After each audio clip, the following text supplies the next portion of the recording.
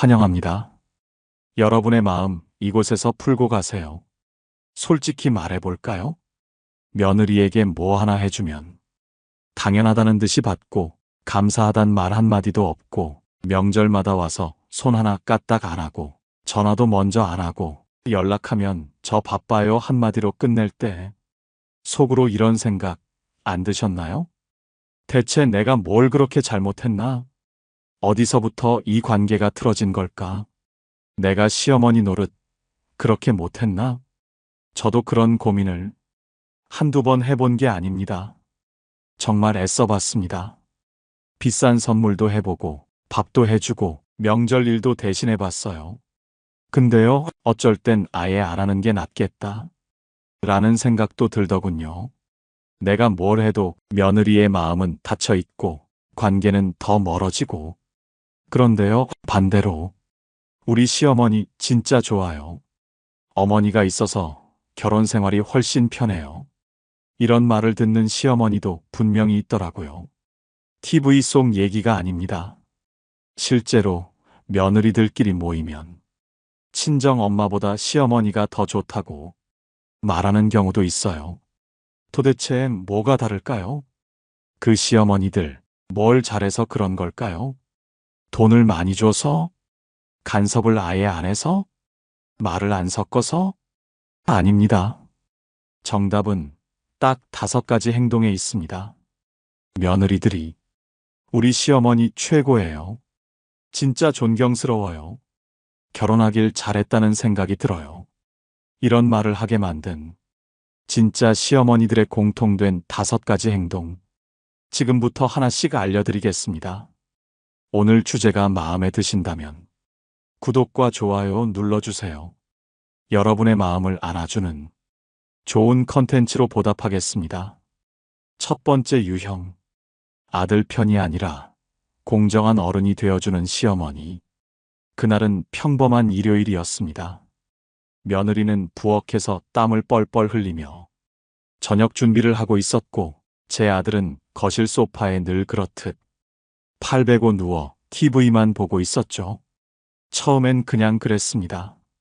아이고야, 저놈은 또 저러고 있네. 그래도 직장 다니느라 고단했겠지. 그렇게 생각하며 넘겼습니다. 그런데 어느 순간 부엌에서 나온 며느리가 허리를 한 손으로 짚더니 잠시 벽에 기대는 걸 봤습니다. 그 모습에 가슴이 쿡 하고 아팠습니다. 그제야 눈이 열렸달까요? 그동안 제가 보지 못했던 장면이 확 보이더군요. 지영이는 아프다는 말 한마디 하지 않았습니다. 힘들어요란 말도 꺼내지 않았습니다. 그저 묵묵히 말없이 해냈습니다. 그 순간 저도 모르게 입에서 이런 말이 나왔습니다. 야, 이 자식아.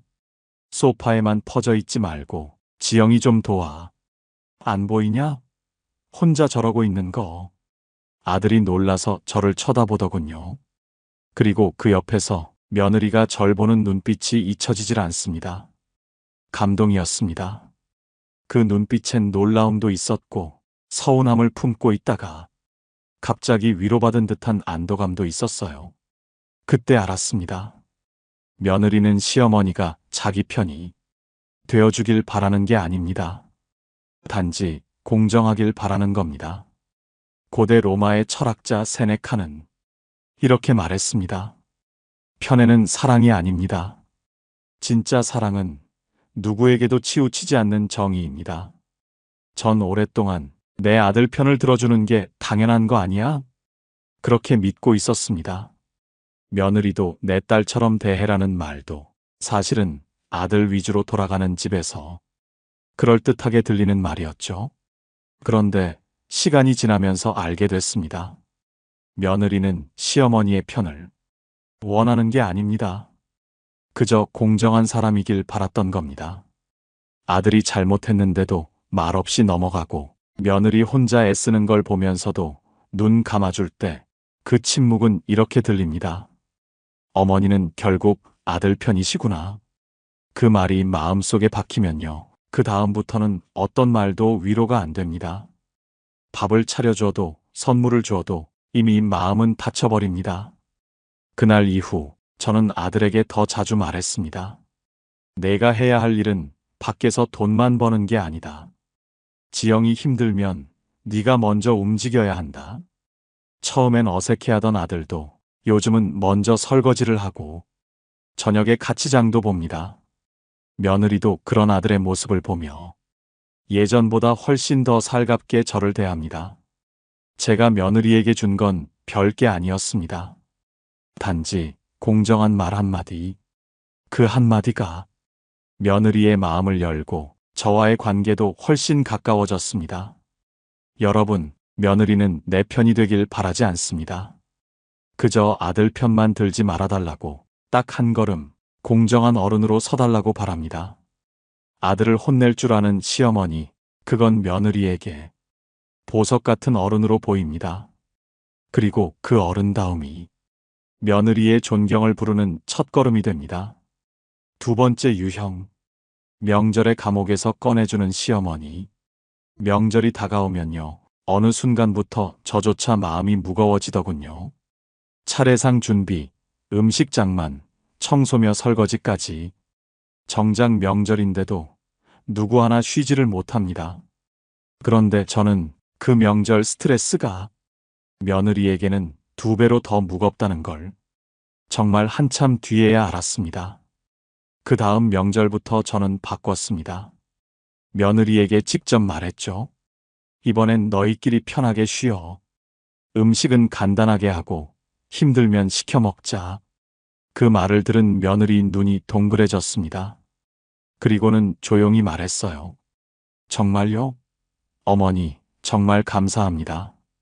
그때 느꼈습니다. 며느리가 힘든 건요, 몸보다 마음이었습니다.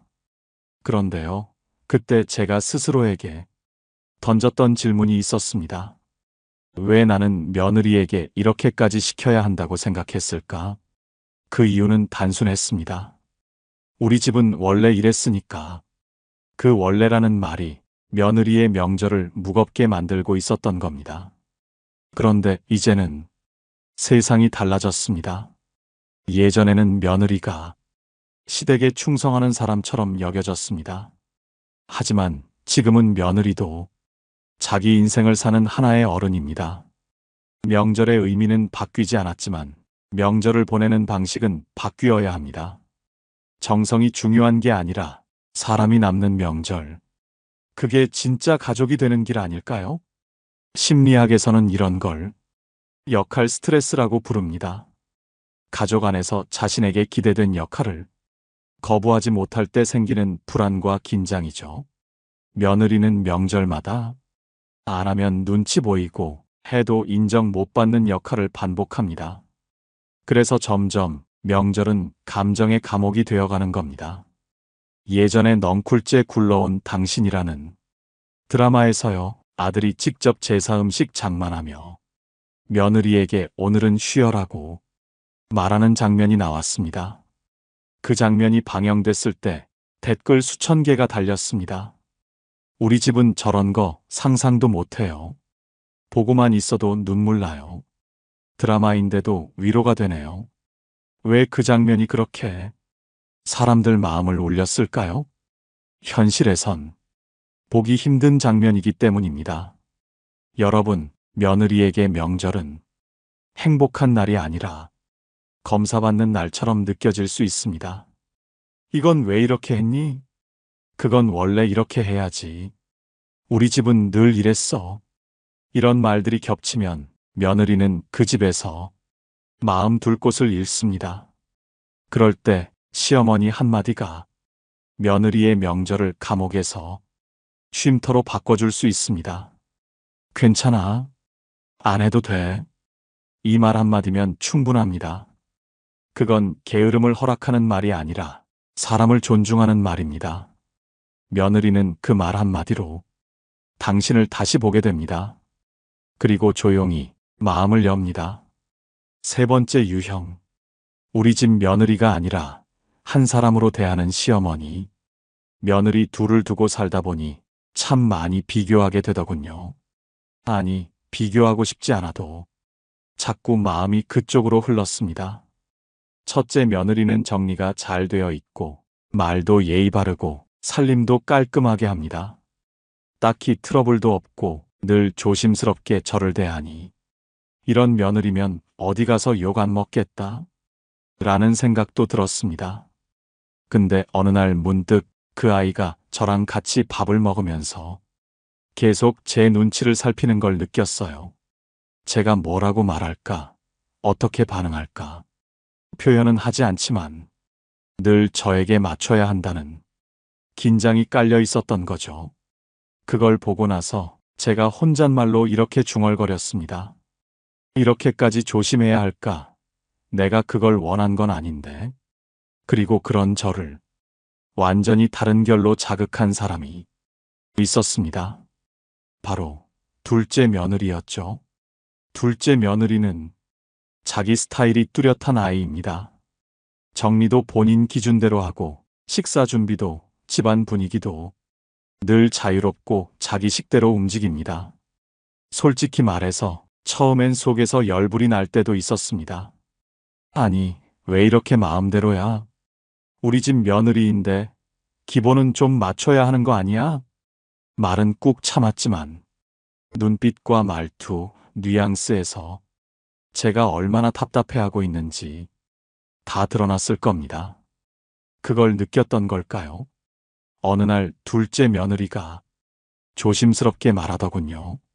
어머니, 제가 좀 방식이 다른 편이라 혹시 불편하셨다면 죄송해요. 그 말을 듣는데 심장이 쿵 하고 내려앉았습니다. 불편한 건 내가 만든 건데 왜 이 아이가 사과를 하고 있지? 그 순간 제가 멈춰섰습니다. 첫째 며느리는 조심스러워서 마음이 아프고 둘째 며느리는 솔직해서 제가 힘들고 그런데 가만히 생각해 보니 문제는 며느리들이 아니라 내가 정해놓은 기준이더군요. 첫째는 맞춰야 해서 힘들고 둘째는 안 맞춘다고 제가 불편하고 그 기준이라는 게 결국 우리 집 며느리라면 이렇게 해야 한다 라는 틀이었습니다. 그게 문제였던 겁니다. 독일 철학자 칸트는 이렇게 말했습니다. 인간은 수단이 아니라 목적 그 자체로 대우받아야 한다. 며느리를 우리 집 방식대로 굴러가야 하는 존재로 보면 그 순간부터는 관계가 사람이 아니라 시스템이 됩니다. 하지만 그 사람의 삶, 방식, 개성, 기질을 인정해주는 순간 비로소 관계가 시작됩니다. 그 뒤로는요, 이런 말을 입에 달았습니다. 아, 넌 그렇게 하는구나. 난 그건 몰랐네. 재미있다. 그렇게 해도 괜찮다. 결과가 좋네. 보기 좋아. 그 한마디에 며느리들이 어쩔 줄 몰라 하면서도 눈빛이 환해지는 걸 보았습니다. 신기하게도 그 이후부터는 오히려 며느리들이 저한테 먼저 다가오더군요. 어머니, 이거 어때요? 어머니는 이렇게 해보셨나요? 이번에 제가 해본 건데 같이 해보실래요? 그때 느꼈습니다. 틀을 내려놨더니 사람이 들어오더군요. 여러분, 며느리는 우리 집에 맞춰야 할 사람이 아닙니다.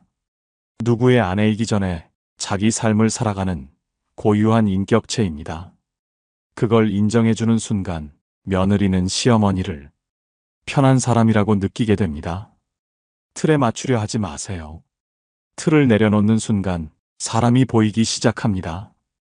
첫째도 둘째도 누구도 똑같지 않습니다. 그리고 그 다름은 존중받아야 할 자격이 있습니다. 네 번째 유형. 선물보다 말 한마디에 품격이 있는 시어머니. 예전엔 그랬습니다. 며느리에게 잘해주고 싶으면 돈을 써야 되는 줄 알았습니다. 비싼 가방, 옷, 명절 선물, 고급 화장품. 어머니가 이렇게까지 해주신다. 이 말 듣고 싶어서 백화점에서 카드 긁을 때 나름 뿌듯하기도 했습니다. 그런데요, 몇 해 전 명절 때 제가 그 모든 생각을 뒤엎게 된 일이 있었습니다. 그날도 역시 며느리가 하루 종일 부엌에서 고생을 했어요. 음식하고 설거지하고 애보고 식사가 끝나고 나서 제가 무심코 며느리 손을 잡고 말했습니다. 지영아, 정말 애 많이 썼다. 너 덕분에 우리가 이렇게 따뜻한 명절 보냈다. 고맙다. 딱 그 한마디 했습니다. 그런데 며느리 얼굴이 순간 울컥하더니 입술을 꾹 깨물며 고개를 끄덕이더라고요. 그리고 며칠 뒤 제 아들이 그러더군요. 엄마, 지영이가 이번 명절이 제일 좋았대.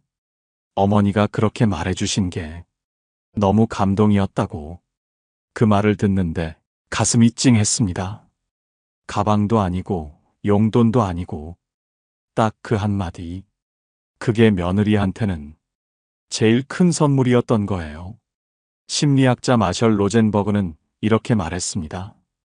진심에서 우러난 말 한마디는 사람의 마음을 회복시키는 가장 강한 힘이다.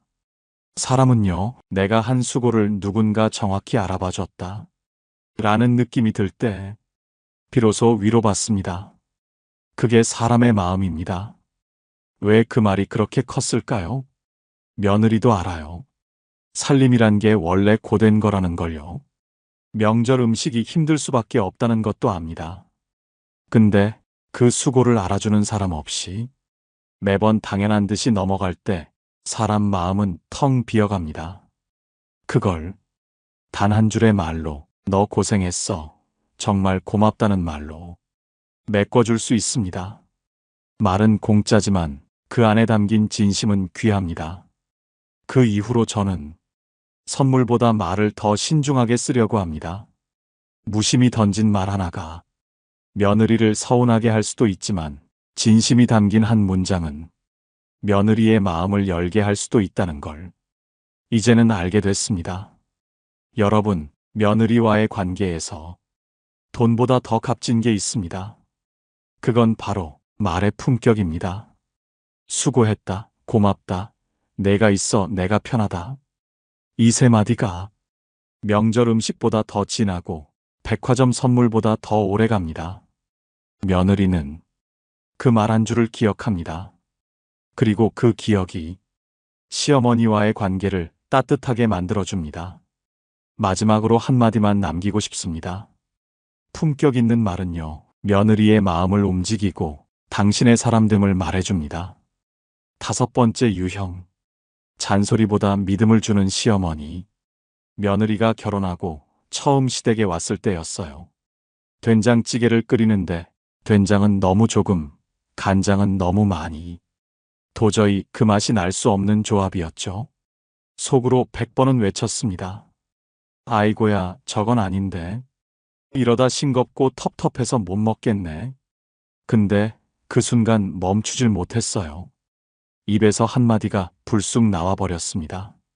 아가, 간장은 좀 더 넣어야 맛있단다. 그 한마디, 그 짧은 한 문장이 며느리 표정을 싹 바꾸더군요. 얼굴이 굳었습니다. 말은 안 했지만 그 눈빛이 말하더군요. 어머니는 저를 믿지 않으시는구나. 며칠 뒤 아들한테 전해 들었습니다. 엄마, 지영이가 그날 좀 속상했대. 엄마가 못 믿는 것 같아서 정말 가슴이 철렁했어요. 나는 도와주려 한 말이었는데 그 말이 누군가에겐 상처였다는 걸 그제야 알았습니다. 미국의 심리학자 로젠탈 박사가 한 초등학교에서 아주 흥미로운 실험을 했습니다. 선생님에게 무작위로 학생 20명을 골라 이 아이들은 잠재력이 뛰어납니다. 라고만 말했어요. 실제로는 아무 기준 없이 고른 아이들이었죠. 그런데 1년 뒤 이 아이들의 성적과 행동이 눈에 띄게 향상됐습니다. 왜일까요? 바로 믿음의 효과, 즉 피그말리온 효과 때문입니다. 넌 잘할 거야 라는 믿음의 시선이 아이들을 진짜로 성장하게 만든 거예요. 이건 단지 학생 이야기만이 아닙니다. 며느리에게도 똑같이 적용됩니다. 프랑스 철학자 몽테뉴는 이렇게 말했습니다. 진정한 배려는 충고가 아니라 침묵 속의 믿음이다. 사람은요, 스스로 해낼 수 있다고 느낄 때 비로소 자존감이 자랍니다. 그런데 그걸 시어머니가 먼저 잘라버리면 며느리는 무시당했다고 느끼게 됩니다. 저는 그 일을 계기로 무슨 일이 있어도 며느리가 먼저 묻기 전엔 말하지 않기로 했습니다. 속이 터져도 가만히 지켜봤습니다. 그러자 정말 신기한 일이 생겼습니다. 며느리가 먼저 말을 걸더군요. 어머니, 이건 어떻게 해야 맛있게 돼요? 이번엔 어머니 식대로 해볼게요. 그 한마디 한마디에 이 아이가 나를 믿기 시작했구나. 이제는 내가 이 아이를 믿어줘야겠구나. 그렇게 마음을 주고받게 됐습니다. 여러분, 며느리를 돕고 싶으시다면 가장 먼저 필요한 건 조언이 아닙니다. 나는 너를 믿는다는 시선, 넌 잘할 수 있어라는 마음, 그리고 그걸 말이 아닌 침묵으로 전해주는 지혜.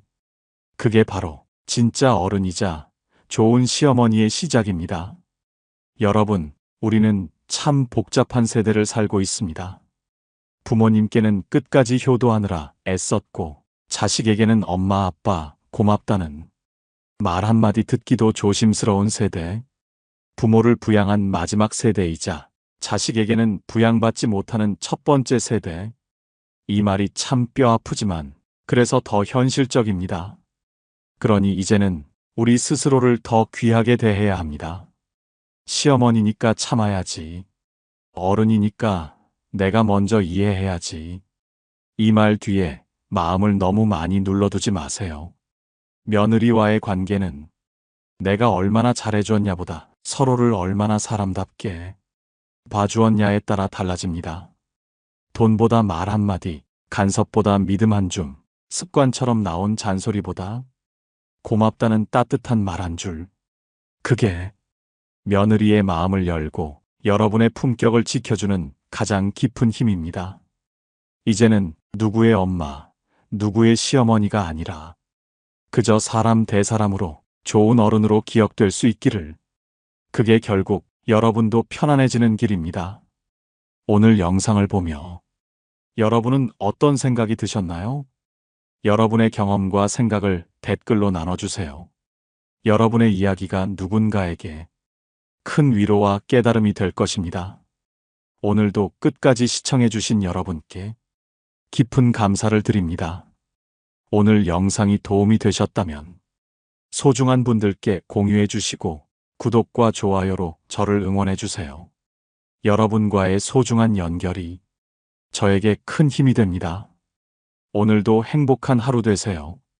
이상으로 마음 풀고 가세요 였습니다. 환영합니다. 여러분의 마음 이곳에서 풀고 가세요. 옛 어르신들 말씀이 있죠. 복이 들어오려면 먼저 길을 비워놔야 한다. 그런데 말입니다.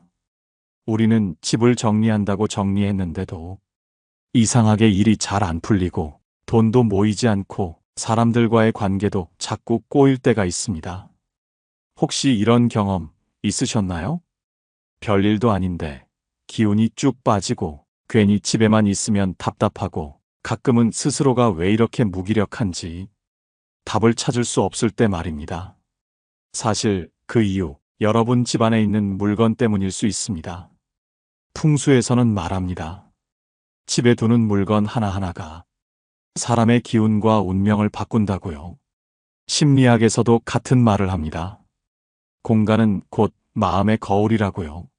삶이 자꾸 흐트러지고 운이 막히는 듯한 느낌이 든다면 그건 결코 느낌이 아닙니다. 신호일 수 있습니다. 오늘 영상에서는요, 가난을 부르고 불운을 끌어들이는 위험한 물건 5가지, 그리고 그 반대로 복을 부르고 기운을 살리는 행운의 인테리어까지 하나하나 차근차근 알려드리겠습니다. 혹시 지금 내 삶이 어디서부터 잘못된 건 아닐까 불안하셨던 분들이라면 이 영상이 꼭 필요한 시간이 될 겁니다. 오늘 주제가 마음에 드신다면 구독과 좋아요 눌러주세요. 여러분의 마음을 안아주는 좋은 컨텐츠로 보답하겠습니다. 첫 번째, 깨진 시계. 운이 멈춘 사람의 집에는 공통점이 있습니다.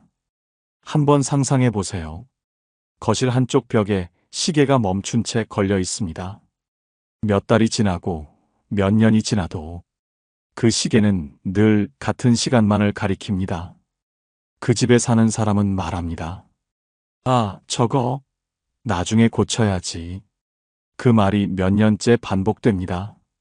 하지만 그건 단순히 시계를 미룬 게 아니라 삶의 흐름 전체를 멈춰놓은 것입니다. 풍수에서는 이런 시계를 기운의 흐름을 끊고 운을 막는 물건이라고 말합니다. 시계는 시간을 상징합니다. 시간은 곧 움직이는 생명이고 흘러가는 기운입니다. 그런데 시계가 멈췄다는 건 그 집의 운이 끊겼다는 뜻입니다. 아침에 눈 뜨는 것도, 밥을 짓는 것도, 사람을 만나는 것도 모두 흐름이 있어야 가능한 일입니다. 그 흐름을 조용히 막고 있는 게 바로 한쪽 벽에 걸린 멈춘 시계일 수 있습니다. 심리학에서는 멈춘 시계가 무의식에 미치는 영향이 꽤 크다고 분석합니다. 눈은 의식하지 않아도 하루에 수백 번 그 시계를 스쳐 지나갑니다. 그리고 뇌는 그 멈춘 화면을 반복적으로 기억합니다. 그렇게 지금은 아니야. 이따가 해야지. 조금만 더 있다가 정리하지. 라는 지연의 회로가 만들어집니다. 그 회로는 단순히 물건 정리만 미루게 하는 게 아닙니다. 자신을 돌보는 것도, 사람에게 연락하는 것도, 돈을 쓰는 것도, 결정을 내리는 것도 계속 미루게 만듭니다. 삶이 멈춘 사람은 늘 같은 자리에 서 있습니다. 언제나 내일을 말하지만 결국 아무것도 바뀌지 않습니다. 어느 시니어 여성분은 돌아가신 남편의 시계를 10년 넘게 고이 두고 계셨다고 합니다. 그 시계를 바라보며 울고 그 시계를 닦고 또 닦으며 마음속으로는 이렇게 말했답니다. 그 사람의 시간이 멈춘 곳에서 나도 멈춰 있었구나. 그 시계를 정리하고 나서야 자신이 다시 살고 있다는 걸 느꼈다고 해요. 시간이 다시 흐르고 마음의 바람이 통하기 시작한 겁니다. 독일 철학자 쇼펜하우어는 이런 말을 했습니다. 기억은 우리를 사로잡고 기억에 사로잡힌 자는 현재의 삶을 살 수 없다. 그 말처럼 멈춘 시계는 우리를 과거의 감정에 사로잡히게 만듭니다. 아름다운 기억도 지나치게 오래 머물면 삶을 멈추는 족쇄가 됩니다. 기억은 마음에 담으시고 시계는 보내주세요. 벽을 비우면 그 자리에 햇살이 들고 그 틈으로 기운이 다시 흐르기 시작할 겁니다. 복은 멈춘 집에 머무르지 않습니다. 복은 흐르는 곳에만 깃듭니다. 두 번째, 가짜 식물. 생기 없는 집에는 복도 들지 않는다. 어느 집을 가봤습니다. 선반 위에도, 창가에도, 화장실에도 초록색 식물이 가득하더군요. 겉으론 싱그럽고 예뻐 보였지만 가까이 가서 보니 전부 플라스틱이었습니다. 가짜 잎사귀, 가짜 줄기, 가짜 흙. 생기라고는 한 점도 없었습니다. 그런데 그 집에서 나오는 순간 이상하게 마음이 가라앉는 느낌이 들었습니다. 뭔가 공기가 무겁고 기운이 탁 막히는 듯한 그 느낌. 그게 단지 기분 탓일까요? 풍수에서는 말합니다. 죽은 물건은 기운을 돌리지 못한다고. 특히 가짜 식물은 생명이 없는 채로 생명인 척하고 있기 때문에 오히려 공간의 흐름을 막고 집안의 복을 잡아끄는 기운조차 만들지 못한다고 합니다. 살아있는 식물은 햇빛을 받고 물을 머금고 숨 쉬는 속도로 우리 집의 생기를 불어넣습니다. 하지만 가짜 식물은 그저 그 자리에 있는 척하는 장식일 뿐입니다. 심리학에서는 가짜 식물을 많이 두는 사람일수록 마음속 감정도 진짜 감정이 아닌 척 숨기는 경향이 높다고 말합니다. 보여주기 위해 웃고 예의로 말하고 억지로 괜찮은 척하면서 실은 내 마음은 말라가고 있는데도 그걸 애써 모른 척합니다. 가짜 화분은 그런 마음의 모습과 꼭 닮아 있습니다. 특히 우리 시청자분들 중에는 물줄 자신이 없어서 죽을까봐 무서워서 그냥 보기만 해도 되니까 라며 가짜 식물을 두시는 분들도 많습니다. 하지만 그 편리함이 사실은 우리 삶의 기운을 조금씩 마르게 만들고 있습니다. 사람도 관계도 관심을 줘야 피고 손을 대야 살아납니다. 그런데 물 한 번 줄 필요 없다는 이유로 가짜를 두고 살아간다면 과연 그 집에 어떤 생기가 깃들 수 있을까요? 심리학자 칼 융은 이런 말을 남겼습니다. 우리는 외부 세계를 꾸미는 데 집중하지만 그 안에 있는 내면의 정원은 돌보지 않는다. 가짜 식물을 치우고 작은 진짜 화분 하나를 들여보세요. 비록 손이 조금 가더라도 그 식물이 매일 자라나는 걸 지켜보는 순간 내 마음속에도 조용히 생명이 다시 움트기 시작할 겁니다. 가짜는 결국 가짜입니다. 거짓된 것엔 진짜 복이 머물지 않습니다. 세 번째, 검정 이불. 무기력이 스며든 밤, 복이 잠든 집. 한밤중입니다. 전등을 끄고 누우면 방 안은 온통 어둠뿐, 침대 위에는 검정 이불이 덮여 있습니다. 그 순간 몸도 마음도 마치 검은 덮개 아래 갇힌 것처럼 조용히 가라앉습니다. 검정은 멋지고 고급스러운 색이라고들 하죠. 하지만 풍수에서는 검정을 기운을 잠재우는 색, 즉 과도한 음의 기운을 끌어들이는 색이라고 말합니다. 그 말은 곧 검정 이불을 덮고 자는 사람은 자신도 모르게 하루의 기운을 끊고 무기력 속으로 침잠하고 있다는 뜻입니다. 심리학에서도 어두운 색의 침구는 우울감과 피로감, 심지어 자존감 저하와도 관련이 있다고 분석합니다. 검정 이불은 심리적으로 나를 감추고 숨기게 만들고 회복이 아닌 회피의 공간으로 침실을 바꿔버립니다. 한 시니어 남성분은 몇 년 동안 검정 이불만 고집했습니다. 때 안 타고 좋잖아. 그게 이유였습니다. 그런데 아침에 일어날 때마다 늘 피곤했고 어느 순간부터는 밖에 나가고 싶은 의욕마저 사라졌다고 말합니다. 그러다 어느 날 며느리가 베이지색 이불로 바꿔주었고 그때 처음으로 잠자리가 따뜻하다는 걸 느꼈다고 했습니다. 그때야 깨달은 거죠. 내 몸이 아니라 이불이 나를 눌러오고 있었던 것이라고. 우리는 종종 말합니다. 밤새 푹 자고 나면 개운하더라. 하지만 그 밤이 검은 이불에 갇혀 숨 쉬지 못한 밤이었다면 개운한 아침은 영영 오지 않습니다. 검정 이불은 단지 색의 문제가 아닙니다. 그건 마음속 어둠의 무게이자 지친 삶을 포기해가는 표식입니다. 프랑스 작가 앙드레 지드는 이런 말을 했습니다. 우리 안의 어둠은 외부의 빛으로는 밝힐 수 없다. 이불을 바꾸는 일, 작은 일처럼 보일지 몰라도 그건 여러분이 자신에게 다시 빛을 드리겠다는 선언입니다. 이불 하나 바꾸는 것, 그게 어쩌면 지금 이 인생을 다시 일으켜 세우는 가장 쉬운 첫걸음일지도 모릅니다. 네 번째, 고장난 전자제품. 멈춘 물건은 멈춘 인생을 부른다. 한번 생각해 보세요. 주방 한쪽에 고장난 밥솥이 놓여 있습니다. 어느 날부터 김이 안 나고 버튼도 안 눌리지만 아까워서 언젠가 고치겠지 하며 그 자리에 그대로 둔 채 몇 달, 몇 년을 보낸다. 혹은 방 한 구석에 전원이 안 들어오는 라디오, 화면 나간 TV, 망가진 선풍기, 소리 안 나는 전자시계. 버리긴 아깝고 고치긴 귀찮고 그래서 그냥 두고만 있는 그 물건들.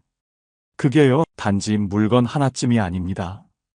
풍수에서는 고장난 전자제품을 기운의 순환을 방해하는 장애물이라고 봅니다. 기계는 에너지를 흐르게 하는 매개체입니다. 그 기계가 멈췄다는 건 그 집안의 기운도 멈췄다는 뜻입니다. 더 무서운 건 심리입니다. 심리학에서는 이런 물건을 정리되지 않은 감정의 투영이라고 표현합니다.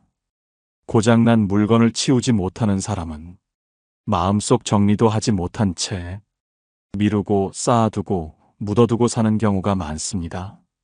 그리고 그 미루는 습관은 어느새 기회를 미루고 사람을 미루고 결정을 미루는 삶으로 바뀌어 갑니다.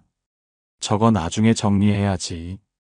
이번 주말엔 좀 치워볼까? 언젠가는 쓸 때가 있을지도 몰라. 그 언젠가는 오지 않습니다. 그 사이에 지나가는 건 기회이고 사람이고 나 자신입니다. 한 어르신은 고장난 믹서기를 10년 넘게 붙잡고 계셨습니다. 이유는 단 하나.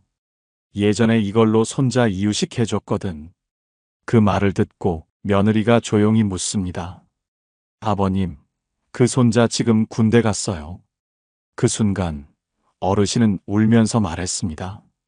내가 과거만 붙잡고 살았구나. 우리는 종종 아깝다는 말로 과거에 묶여 살아갑니다. 철학자 에리히 프롬은 말했습니다. 소유에 집착하는 사람은 삶을 움직일 수 없다. 지금 당장 집안을 둘러보세요. 고장나서 방치된 전자제품, 소리도 안 나는 리모컨, 멈춘 채 먼지만 쌓인 기계. 그 물건들이 여러분 삶의 멈춘 지점일 수 있습니다. 정리하세요. 버리세요. 그 자리에 새로운 기운이 들어설 수 있게요. 기회는 정지된 공간에 오래 머물지 않습니다. 5번째, 과거의 추억 물건. 감정의 무게는 집안을 가라앉힌다.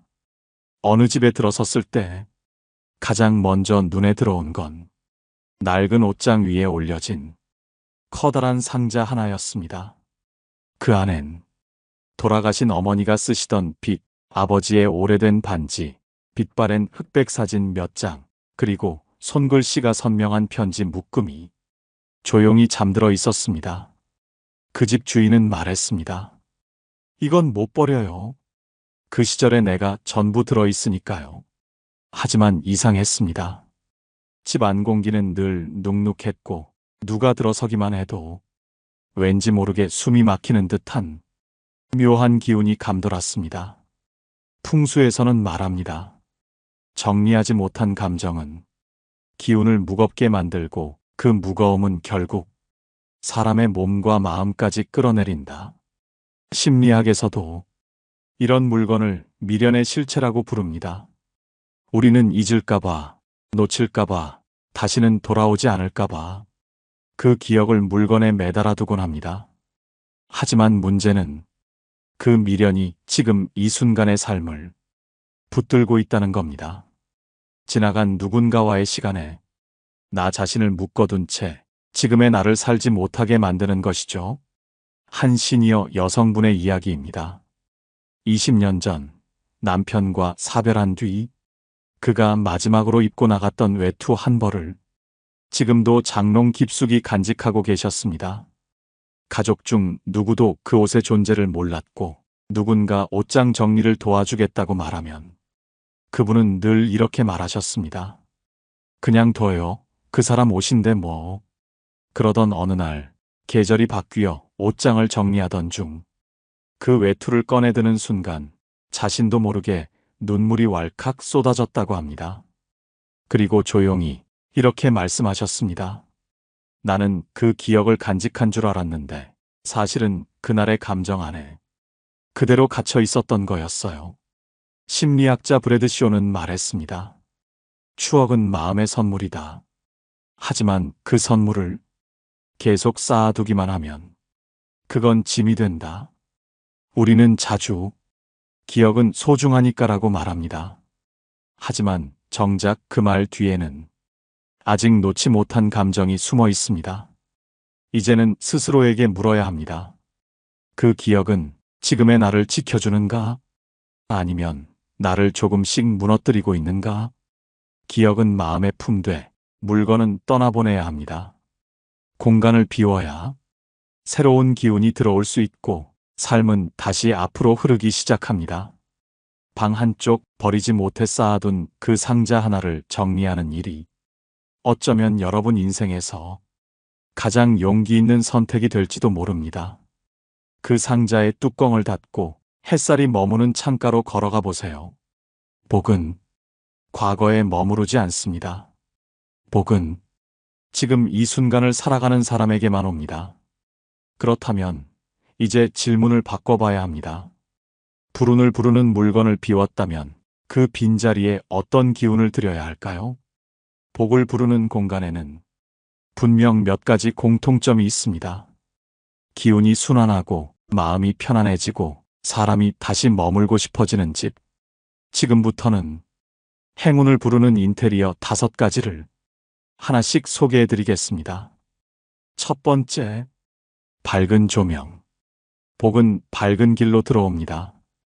어두운 집은 사람 마음까지 어둡게 만듭니다.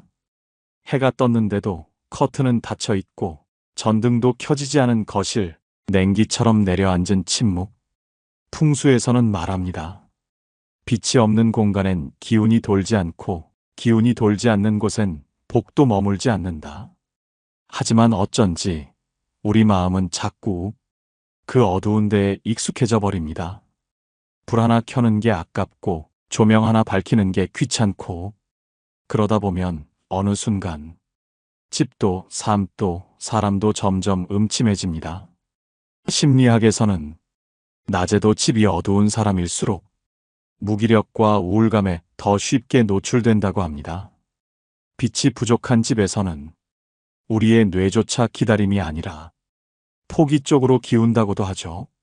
한 시니어 여성분은 거실 조명을 바꾸고 나서 남편이 갑자기 신문을 다시 읽기 시작했어요.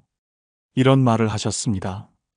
공간을 밝히는 일이 삶을 다시 깨우는 일일 줄은 그때까지 몰랐다고요. 프리드리히 니체는 말했습니다. 우리는 빛이 필요한 존재가 아니라 빛을 갈망하도록 만들어진 존재다. 복은 밝은 길로 들어옵니다. 밝은 공간에는 사람이 웃고 말이 돌고 기회가 찾아듭니다. 그리고 그 복은 절대 어둠 속으로 들어오지 않습니다. 그건 사람도 운도 마찬가지입니다. 지금 집안을 한번 둘러보세요. 혹시 어두운 등 하나 켜놓고 빛이 닿지 않는 자리에 앉아 계시진 않나요? 그 어둠은 조용히 여러분의 기운을 먹고 있습니다. 지금 그 조명부터 바꾸십시오. 불빛 하나가 당신의 삶에 다시 복이 들어올 길을 열어줄지도 모릅니다. 두 번째, 싱싱한 물. 재물은 흐르는 기운을 좋아합니다. 물을 보면 그 집의 기운이 보입니다. 싱크대에 물때가 끼고 욕실 배수구가 막히고 화분 받침대에 고인 물이 썩어간다면 그건 단순한 위생 문제가 아닙니다. 그 집엔 이미 막힌 운이 머무르고 있는 겁니다.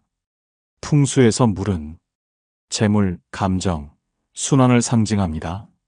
물은 흘러야 합니다. 고이면 썩고 썩은 물에서는 아무것도 자라나지 않습니다.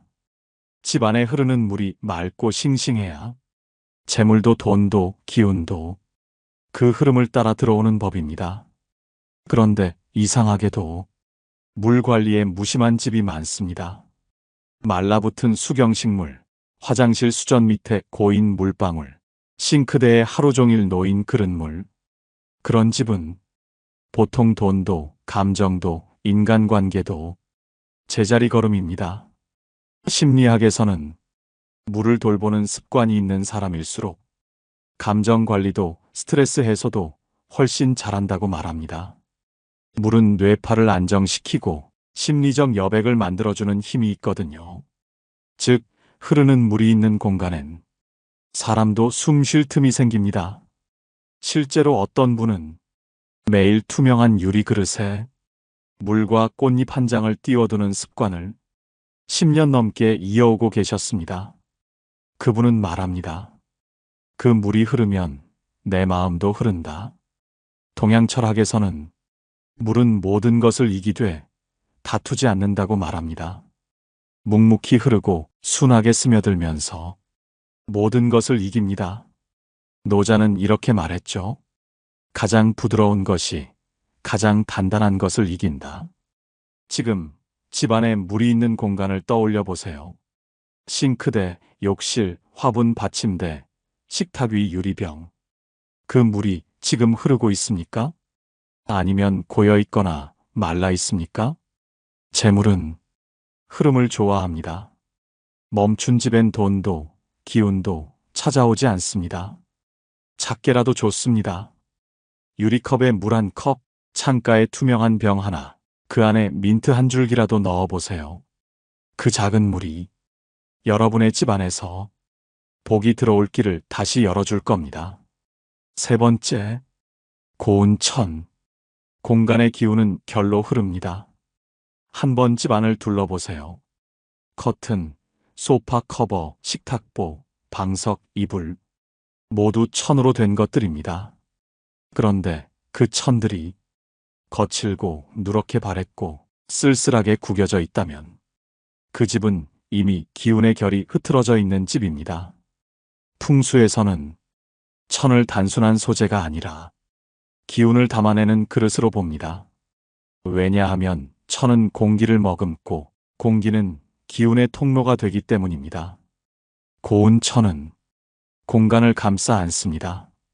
마치 따뜻한 사람이 말없이 등을 두드려주는 것처럼 그 결은 공간을 부드럽게 풀어주고 사람의 마음도 가라앉게 합니다.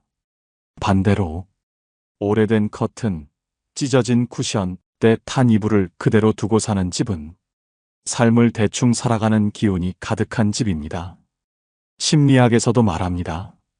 우리의 감정은 촉감에 따라 반응합니다.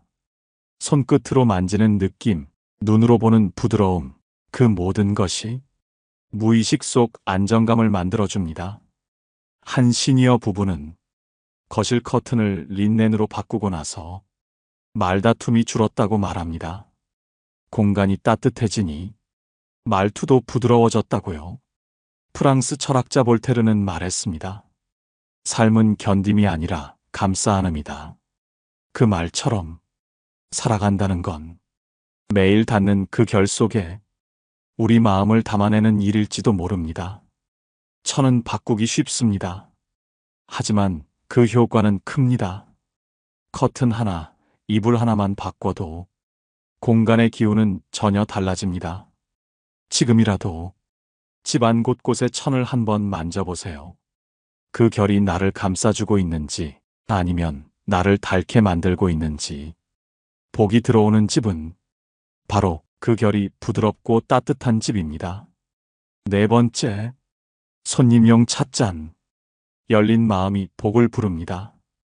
혹시 이런 분 계실 겁니다. 예쁜 찻잔 세트, 고급 유리잔, 묵직한 도자기 잔까지 장식장 안에 곱게 모셔두고 막상 누구에게도 꺼내지 않는 집. 깨질까봐 못 써요. 아까워서 안 꺼내요. 누가 와야 꺼내죠. 그런데 묻고 싶습니다. 도대체 언제 누가 오나요? 그 손님은 오긴 오나요?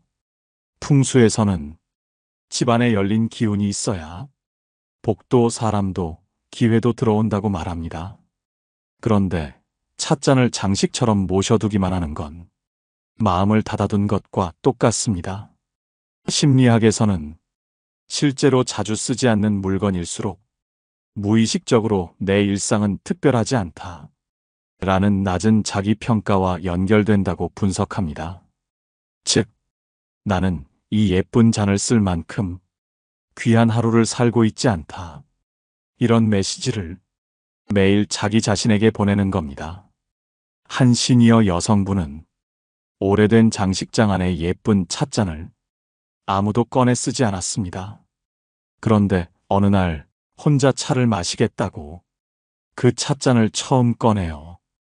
햇살 드는 창가에 앉아 마셨다고 합니다. 그날 처음으로 나 혼자 있는 시간도 충분히 대접받을 가치가 있구나 하는 마음이 들었다고 합니다.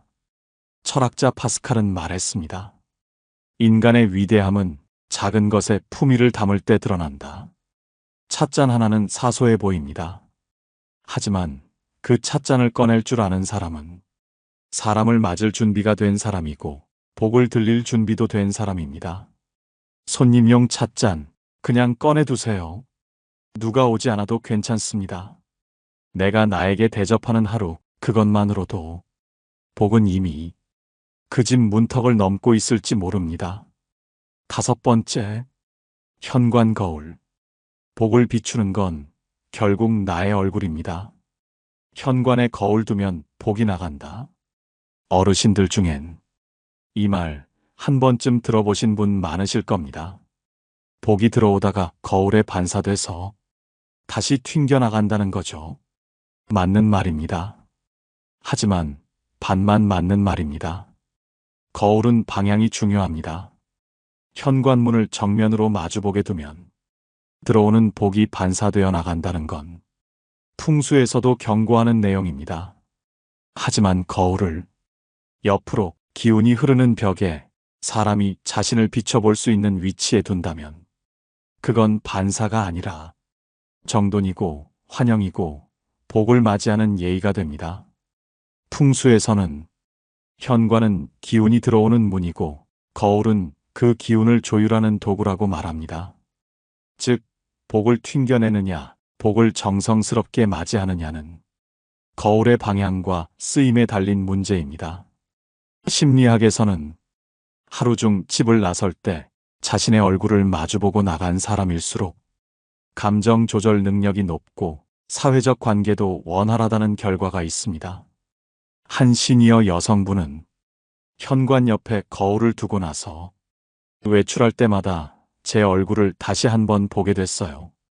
그게 습관이 되니까 표정도 말투도 조금씩 달라지더라고요. 이런 이야기를 하셨습니다. 철학자 쇼펜하우어는 말했습니다. 자신을 비추는 자만이 자신을 바꿀 수 있다.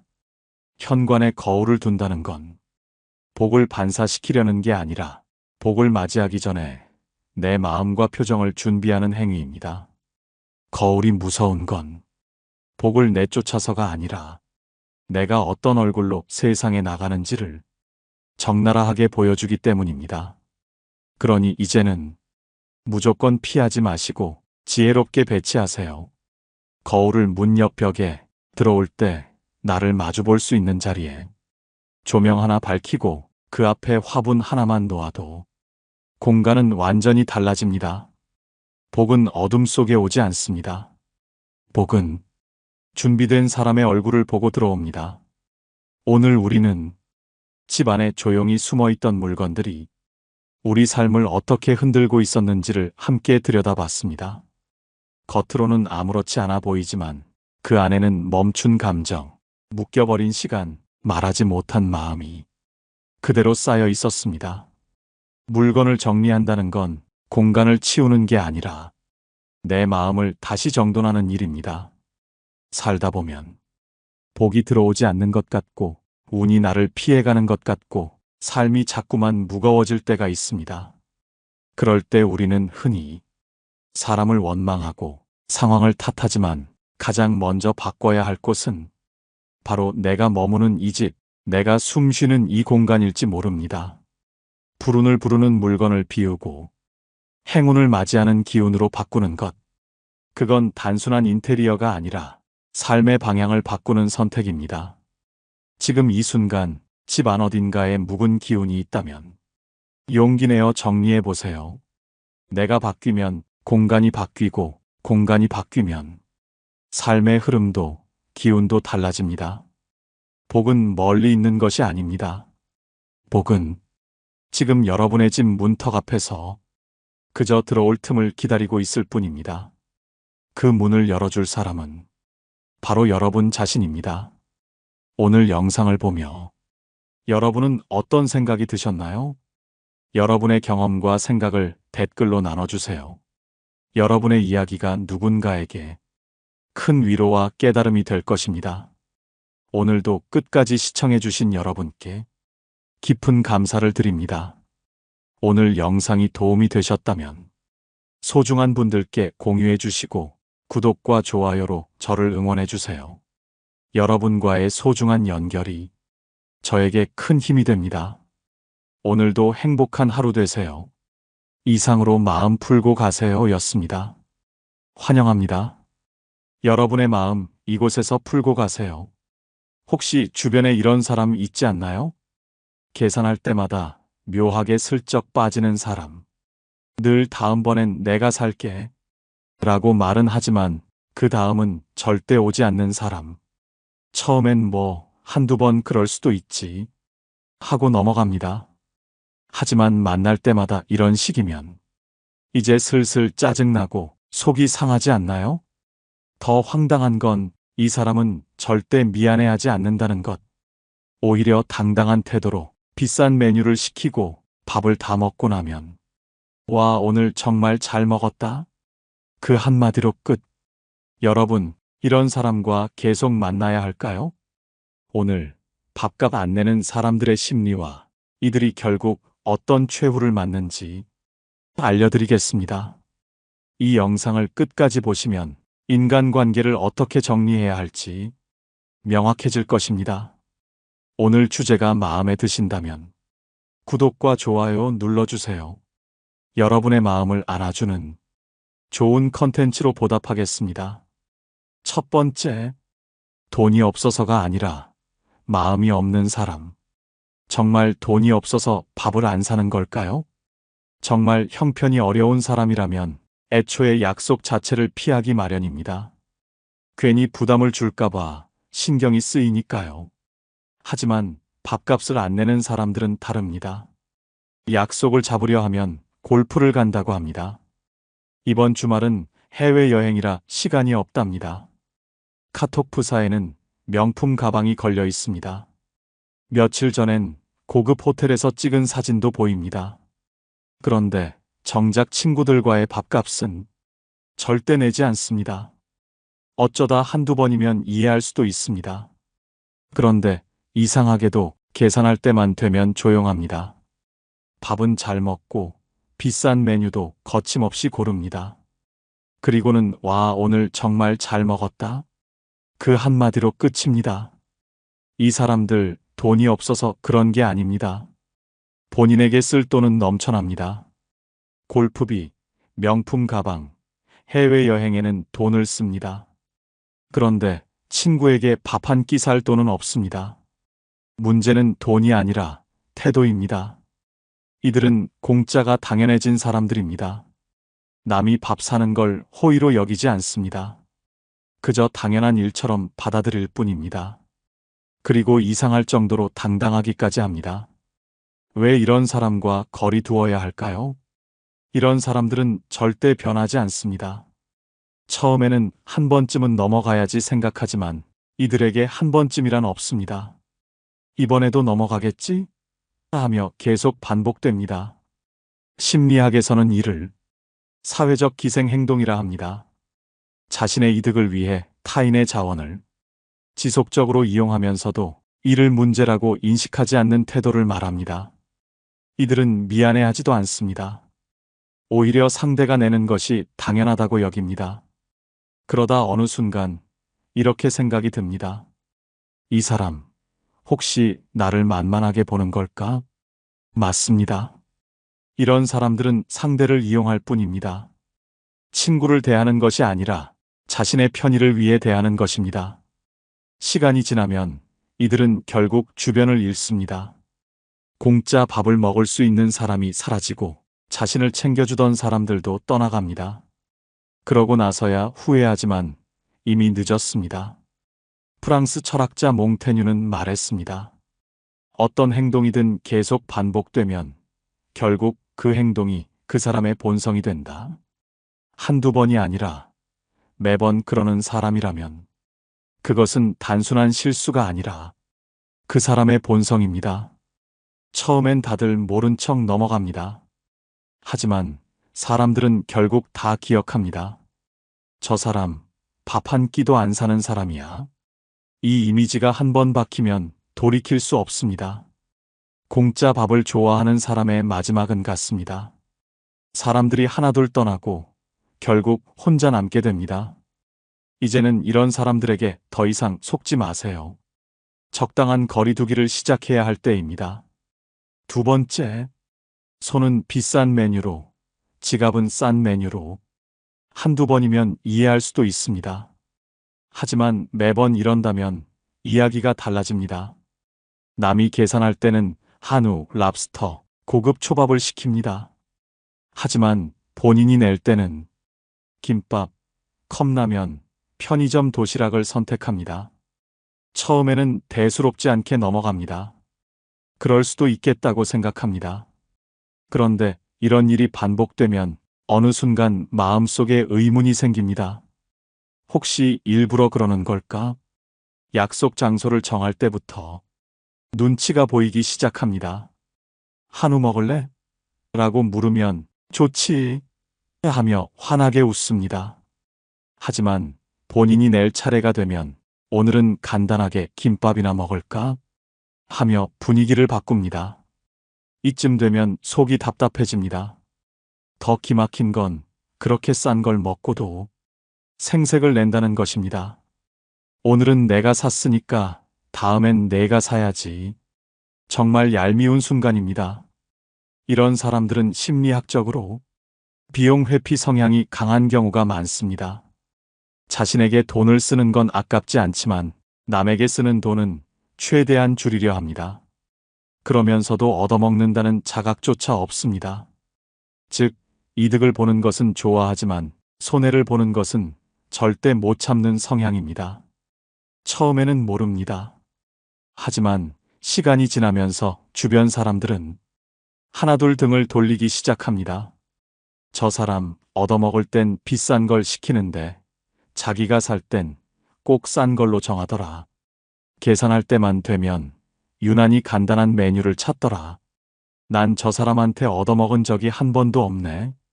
이렇게 생각하는 사람들이 늘어나면서 결국 자연스럽게 멀어지게 됩니다. 프랑스 철학자 몽테뉴는 말했습니다. 언제나 이득만 취하는 사람은 결국 친구를 잃는다. 이제 고민해 봐야 합니다. 이런 사람과 계속 밥을 먹어야 할까요? 아니면 지금이라도 거리를 두는 것이 나을까요? 세 번째, 얻어먹는 것도 실력이라고 생각한다. 이들은 밥을 얻어먹으면서도 미안해하지 않습니다. 눈치를 보는 기색도 없습니다. 오히려 당당합니다. 왜냐하면 자신이 대접받아야 할 사람이라고 믿기 때문입니다. 나는 분위기를 띄우는 사람이니까 이 정도는 얻어먹을 자격이 있어. 저 사람이 돈을 더 많이 버니까 당연히 내야지. 이렇게 스스로를 정당화하며 자신이 상대에게 폐를 끼친다고 생각하지 않습니다. 이들은 밥을 얻어먹는 것이 아니라 자신이 마땅히 받아야 할 대접을 받고 있다고 착각합니다. 이런 태도는 시간이 지나면서 더욱 굳어집니다. 그러다 어느 순간 상대가 밥을 사지 않으면 불만을 가지기까지 합니다. 심리학에서는 이를 인지 부조화라고 합니다. 자신의 행동과 도덕적 가치가 충돌할 때 스스로를 합리화하여 불편한 감정을 지우는 현상입니다. 즉, 본인도 밥을 얻어먹는 게 민망할 수도 있습니다. 하지만 그 불편함을 없애기 위해 나는 분위기 메이커니까 괜찮아. 저 사람은 돈이 많으니 내는 게 맞아. 이렇게 자기 합리화를 하며 죄책감을 지웁니다. 그래서 이런 사람들은 반복적으로 얻어먹으면서도 절대 미안해하지 않습니다. 그리고 이런 태도는 점점 더 심해집니다. 처음에는 고마워요라고 했던 사람이 나중에는 당연한 듯 행동하게 됩니다. 심지어 이번엔 왜 안 내? 라는 태도로 변합니다. 민우 씨는 직장 동료들과 회식을 갔습니다. 다들 한 잔씩 하며 분위기가 좋았습니다. 그런데 계산할 때쯤 한 사람이 자연스럽게 뒷걸음질 칩니다. 와, 오늘 정말 잘 먹었어요. 그 한마디를 남기고 가만히 있습니다. 어떤 눈치도 보이지 않습니다. 다들 모른 척하며 돈을 나눠내기 시작합니다. 그러자 그제야 지갑을 꺼냅니다. 어머, 나 현금이 없네요. 앗, 카드 놓고 왔어요. 다음에 제가 살게요. 이제는 민우 씨도 압니다. 그 다음이 절대 오지 않는다는 것을요. 이런 사람들은 상대의 돈과 시간을 자신의 편의를 위해 쓰는 것을 당연하게 여깁니다. 하지만 우리가 열심히 사는 이유는 이런 사람들에게 밥을 사주기 위해서가 아닙니다. 심리학에서는 인간관계를 유지하는 핵심 원리 중 하나로 호혜성의 원칙을 강조합니다. 한쪽이 일방적으로 주기만 하는 관계는 오래 지속될 수 없습니다. 관계는 기브 앤 테이크가 균형을 맞출 때 건강해집니다. 상대가 나에게 베풀었다면 나도 자연스럽게 돌려주고 싶어지는 것이 인간의 본능입니다. 그런데 이들은 다릅니다. 받을 줄만 알지 줄 모릅니다. 그리고 이 관계가 지속되면 어느 순간 당연히 내가 줘야 하는 관계로 굳어집니다. 프랑스 철학자 라 로슈푸코는 말했습니다. 무엇이든 당연해지면 감사함도 사라진다. 처음에는 밥 한 끼 얻어먹던 사람이 나중에는 더 큰 걸 요구하기 시작합니다. 밥이 술 한 잔이 되고 술 한 잔이 선물이 되고 선물이 부탁으로 바뀝니다. 그리고 그때 당신이 거절하면 그동안은 잘도 내더니 변했네?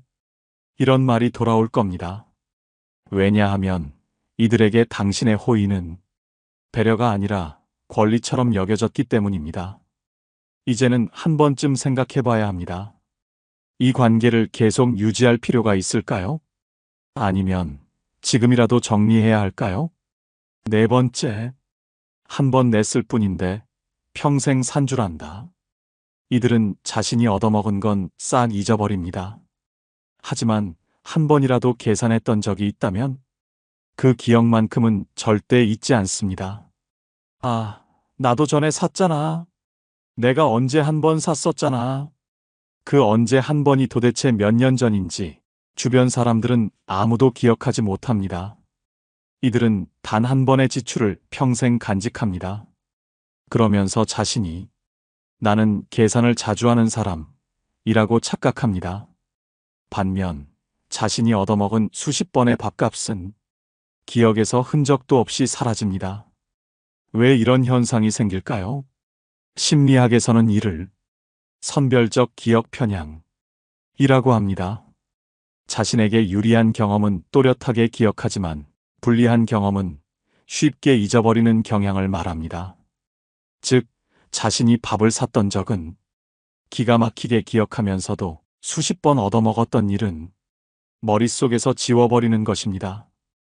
이들은 자신을 인색한 사람이 아니라 나도 베푸는 사람이라고 믿고 있습니다.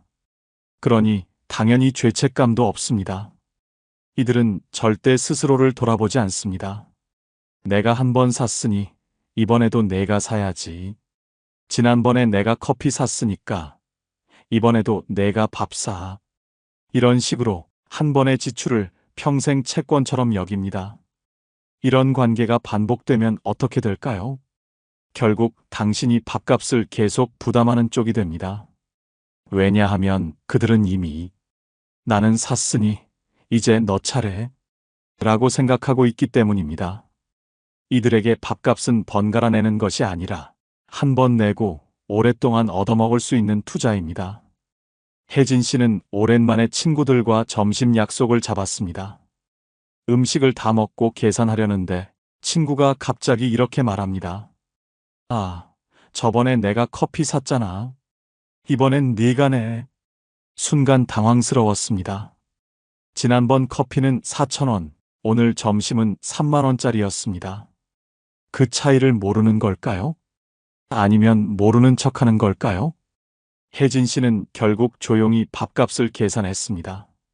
그러나 그날 이후 이 친구와의 밤 약속을 다시 잡고 싶지는 않았습니다. 이런 사람들은 결국 어떻게 될까요? 처음엔 아무도 말하지 않습니다.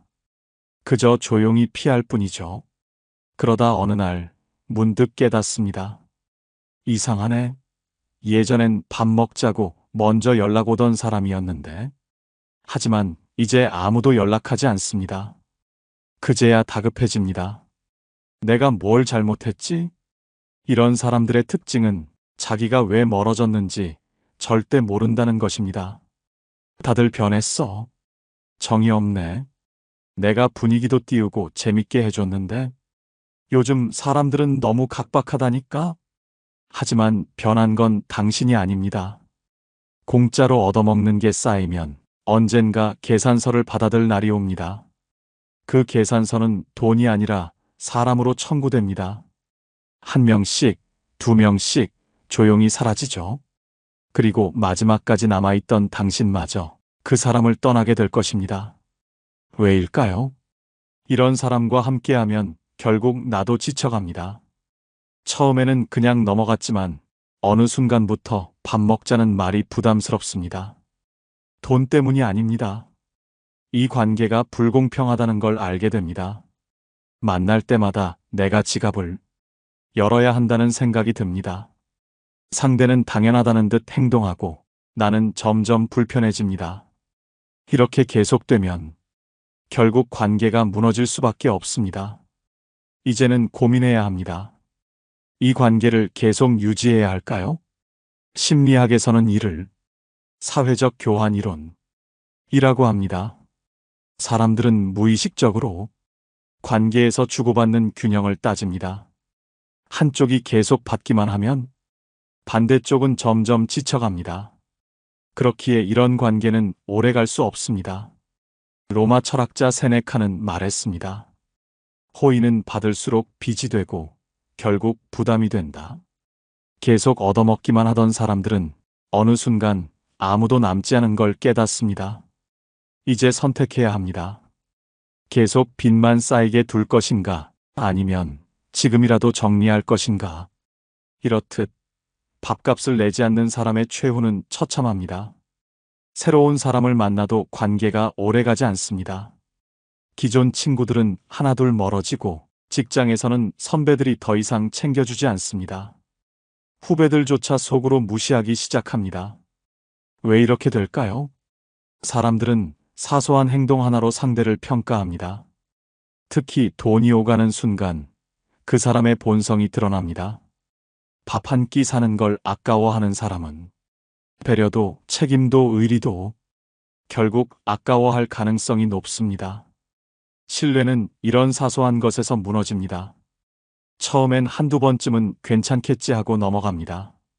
하지만 반복되면 사람들은 조용히 거리를 둡니다. 한두 번은 속아도 세 번은 속지 않습니다. 이런 사람과 가까이 할수록 결국 손해라는 걸 깨닫기 때문입니다. 성공한 사람들은 사소한 걸 아까워하지 않습니다. 돈을 많이 버는 사람일수록 밥 한 끼에 인색하지 않습니다. 왜냐하면 돈보다 중요한 게 있다는 걸 알기 때문입니다. 관계를 유지하는 힘, 신뢰, 그리고 협력. 이 모든 것이 밥 한 끼에서 시작됩니다. 반대로 밥값을 내지 않는 사람들은 점점 고립됩니다. 처음엔 아무도 대놓고 말하지 않습니다. 하지만 시간이 지나면 차이는 분명해집니다. 공짜 밥을 계속 먹으려다 결국 혼자가 됩니다. 공자는 이렇게 말했습니다. 작은 행동 하나가 그 사람의 됨됨이를 보여준다. 그리고 이 작은 행동이 쌓이면 그 사람의 인생이 결정됩니다. 공짜 밥이 가장 비싼 대가를 치르게 한다. 이 말처럼 얻어먹기만 하던 사람들은 결국 더 큰 것을 잃게 됩니다. 누군가는 당신이 밥값을 안 내도 괜찮다고 말할 수 있습니다. 하지만 현실은 다릅니다. 사람들은 이런 작은 행동 하나로 인성을 판단합니다. 작은 것 하나를 신경 쓰는 사람이 큰 것도 신경 쓴다. 이 원칙이 당신의 인간관계를 결정짓습니다. 그러면 이런 사람들과의 관계는 무조건 끊어야 할까요? 모든 인간관계에서 손절이 정답은 아닙니다. 하지만 반드시 기억해야 할 것이 있습니다. 사람은 쉽게 변하지 않는다는 것. 한두 번쯤은 그럴 수도 있지 하고 넘어갈 수 있습니다. 하지만 계속 얻어먹기만 하는 사람은 단순한 실수가 아니라 원래 그런 사람입니다. 변하기를 기대했다가는 나만 더 피곤해질 뿐입니다. 여러 번 밥을 샀는데도 한 번도 먼저 계산하려 하지 않는 사람, 당연한 듯 얻어먹고 미안해하지 않는 사람. 이런 관계를 계속 유지해야 할까요? 고대 철학자 에픽테토스는 말했습니다. 한쪽이 일방적으로 손해를 본다면 그것은 우정이 아니라 희생이다. 한 번도 베풀지 않는 사람은 결국 인생에서도 베풀지 않습니다. 이런 사람과 가까이 할수록 내 시간, 내 감정, 내 돈만 낭비됩니다. 관계는 적절한 균형이 있어야 합니다. 나만 계속 주고 상대는 받기만 하는 관계라면 그건 관계가 아니라 이용일 뿐입니다. 우리는 정 때문에 인간관계를 쉽게 끊지 못합니다. 하지만 그게 반드시 좋은 것은 아닙니다. 정이 깊어질수록 손절이 어려워지고 그러다 보면 계속 손해를 감수하게 됩니다. 이제 선택해야 합니다. 계속 이런 관계를 유지하며 내 것을 내줄 것인가, 아니면 지금이라도 정리하고 나를 진심으로 아껴주는 사람들과 함께할 것인가. 그 선택이 당신의 인간관계를 결정할 것입니다. 진짜 좋은 인간관계란 무엇일까요? 서로 주고받는 관계, 서로 존중하는 관계, 작은 배려가 자연스럽게 오가는 관계입니다. 밥값 하나가 중요하지 않은 것 같지만 그 속에서 상대의 성향과 가치관이 보입니다. 작은 행동 하나가 반복되면 그것이 결국 그 사람의 본성이 됩니다. 처음엔 사소해 보이지만 시간이 지나면 차이는 분명해집니다. 누군가는 조용히 거리를 두고 어떤 관계는 더 단단해집니다. 이제 당신 곁의 사람들을 돌아보세요. 그들은 당신을 소중히 여기고 있나요? 아니면 이용하는 데 익숙한 사람인가요? 로마 철학자 세네카는 말했습니다. 가장 위험한 착각은 상대가 나를 소중히 여긴다고 믿는 것이다. 붙잡을수록 지치고 힘들어진다면 그 관계는 이미 균형을 잃은 것입니다. 당신의 시간과 마음을 아껴줄 사람과 함께 하세요. 그것이야말로 진짜 좋은 인간관계입니다. 오늘 영상을 보며 어떤 생각이 드셨나요? 혹시 떠오르는 사람이 있나요? 혹은 내가 모르던 내 모습이 보였나요? 여러분의 경험과 생각을 댓글로 나눠주세요. 여러분의 이야기가 누군가에게 큰 위로와 깨달음이 될 것입니다. 오늘 영상이 도움이 되셨다면 소중한 분들께 공유해 주시고 구독과 좋아요를 눌러 더 많은 공감을 나눠보세요. 오늘도 소중한 관계에 한 걸음 더 가까워진 하루였길 바랍니다. 이상으로 마음 풀고 가세요 였습니다.